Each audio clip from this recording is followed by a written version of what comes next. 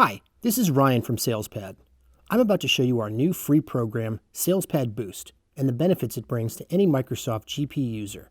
The first thing that you're going to see after installing SalesPad Boost is this pop-up here that's going to show you exactly where it is. If you'd like, you can click on this now and say, See SalesPad in Action.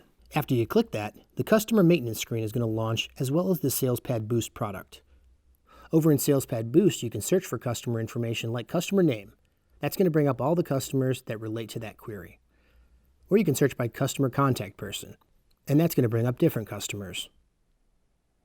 Or you can even search by city, and that's going to give you the information that you need. After you do that, you have the opportunity to click on each of these, and it will change the information on the left so you can see more detailed information. If you'd like to see open sales documents or item history, you can also do that.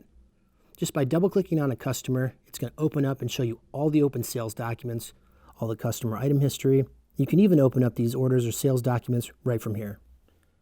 If you'd like, you can always share SalesPad Boost with a friend just by typing in their email address and clicking send.